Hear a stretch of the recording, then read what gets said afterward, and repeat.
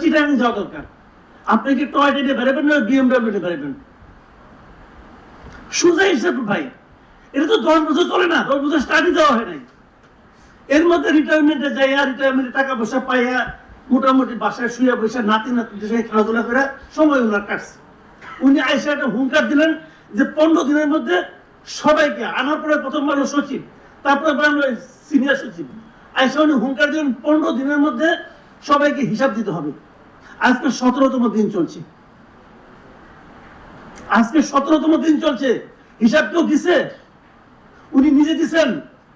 পুরো সচিব দিছে? কেউ দিছে? তো এই সমস্ত ভাই ফালতু না। হিসাব তুমি আমরা বুঝছি, আমাদের বাসায় একটা ক্যালেন্ডার আছে, আমি ওই দিন 3 তারিখে ডাক দিয়ে রাখছি, দেখি 15 দিন পরে কি হয়। হয়েছে কিছু?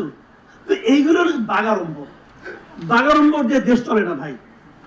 আমি প্রথম দিন বলছিলাম, 8 তারিখে বলছি যে এই টিম দিকে, এই টিম দেখার পর 8 তারিখে হয়েছে, 9 তারিখে আমি কন্টিনিউ করছিলাম যে পিকনিক করতে আসেন না, দেশ চালাইতে আসছেন। আমার ধারণা ওনারা পিকনিক করার যোগ্য না। পিকনিক করতে গেলে আমরা বাজাই দিব, দেখবেন 3 জন খাইছে আর 2 জন খায় নাই। এত সুজানার ভাই। আর একটা কথা সে বলে শেষ করে, যেটা আপনাকে আগেও বলেছেন, দেখেন এই যে সচিবালয় দেশ চালায় কারা?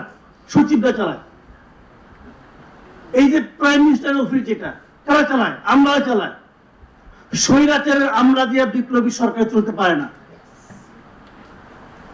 একদম বেসিক পয়েন্ট। আপনারা এটা নিয়ে আলোচনা করার সাহস পান না, ভয় পান।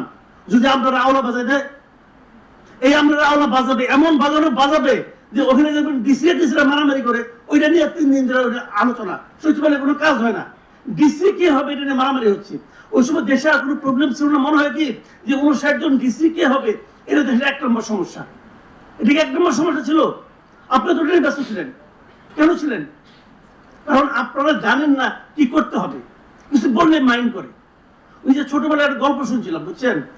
এই গল্পটা জিল্লুর ভাই অনুষ্ঠানে বলছিলাম।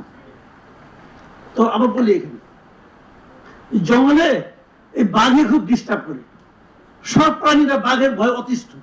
তো সবাই মিলে একটা মিটিং বসাইছে যে বাঘকে ডাইকে বলি, ভাই তুমি সবাই ডিস্টার্ব করো না, দিনে একটা করে খাও, অত ডিস্টার্ব করো না। সবাই মিলে বিশাল এক মিটিং বসাইছে। আর মিটিং বসার পর বাঘকে তো ডাকবে, বাঘকে ডাকতে যাবে কে? সবাই তো ভয় পাচ্ছে যে বাঘকে মিটিংয়ে কে ডাকবে।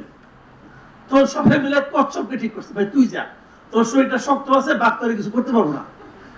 কচ্ছপকে সমস্যা নেই, তুমি যদি বলো আমি যাবো। তো কচ্ছপ তো রওনা হয়ে গেছে। হওয়ার পর মিটিং প্রায় শেষ, আলোচনা শেষ, সিদ্ধান্ত হয়ে গেছে, কারণ বাঘ তো আর আসে না। তখন একজন বলতেছে, আগেই বলছিলাম এই কচ্ছপে পাঠাও না, ও তো ঢিলা যায়, আস্তে আস্তে কবে যাবে কবে আনবে। তখন দরজার কাছ থেকে কচ্ছপ বলে, তোমরা যদি আমার সমালোচনা করো তাহলে কিন্তু আমি যাবো না। ও তখন দরজার কাছে বলতে আছে।